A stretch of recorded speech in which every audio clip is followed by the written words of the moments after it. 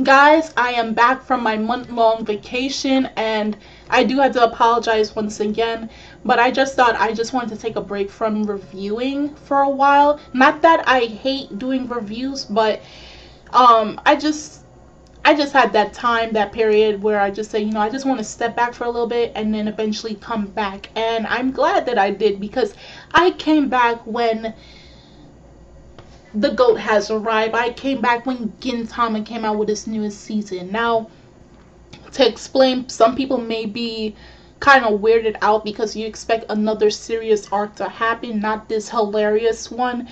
But from my understanding and, going back and looking up the research and everything, this arc is actually comprised of 3 arcs that were supposed to originally show during the 2015 arc, and these arcs happened before the Shogun assassination arc, the Farewell Shinsengumi arc, and the Rangekyo arc that just happened back in January of this year.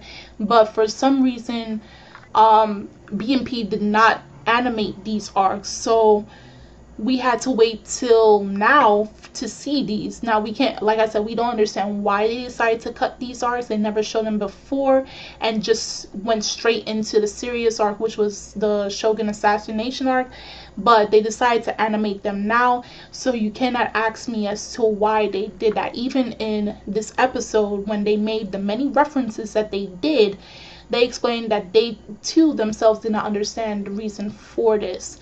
So this episode is typical Gintama at its best with comedy, and what better way to start off with a comedy arc than by making as many references as you can in one episode, and in less than 2 minutes at that.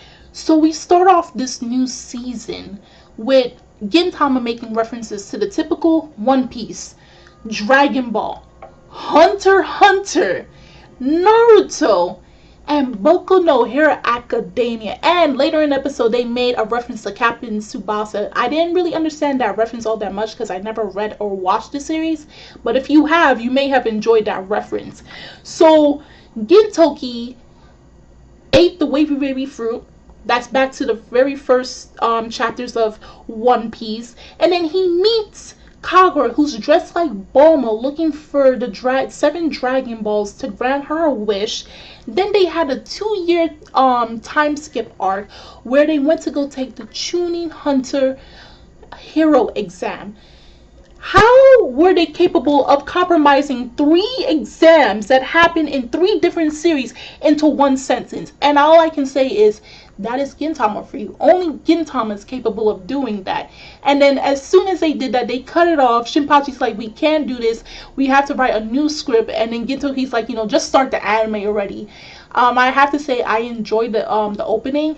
The ending was visually pleasing. The song, I have to hear it more to get used to it. But the opening, I loved it. And it showed the typical Gintoki and Shinpachi on the motorped, and Kagura riding on Sadaharu, just riding off into the sunset. And that's like the typical laid-back Gintama.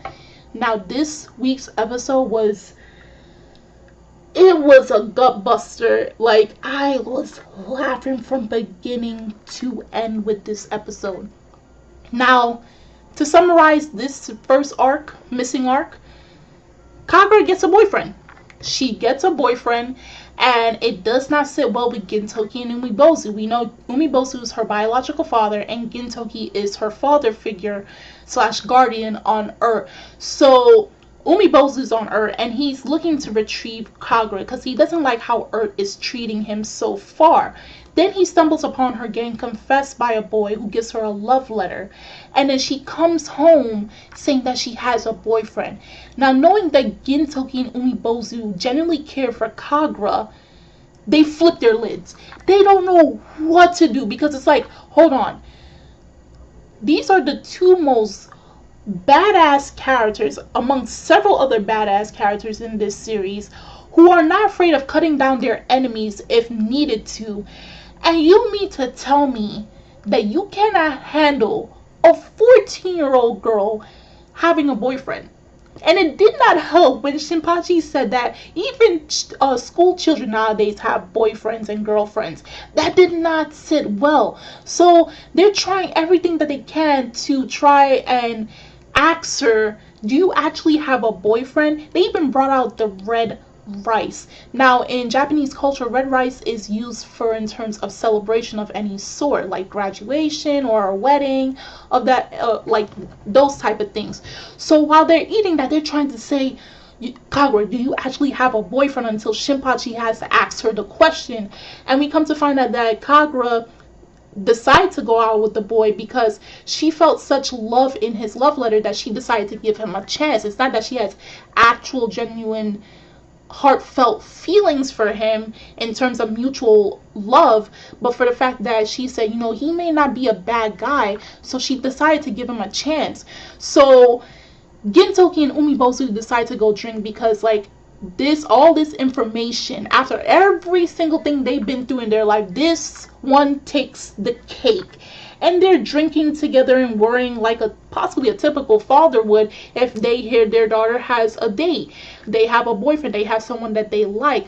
And actually it goes to show that they're actually scared of the fact of her growing up too fast, her going up the stairs of adulthood, which was also the theme within this episode, that she's no longer that little girl that needs taken care of. She can take care of herself and eventually she'll find her own love. So they agree with each other, saying that we're going to act like adults when the boyfriend does come home to greet them. And then we have where Shinpachi, just before he opens the door, which I had to say that was the most hilarious but also terrifying moment of this episode. Just before he opens the door to go in, Umibozu and Gintoki pop their heads through, and they had like a Joker smile on their face while blood is just streaming down it. And it's like, we were practicing to smile that we forgot how to smile. We were waiting for him all night to come and welcome him, and we learned how to become adults, how to be mature, and I was dying.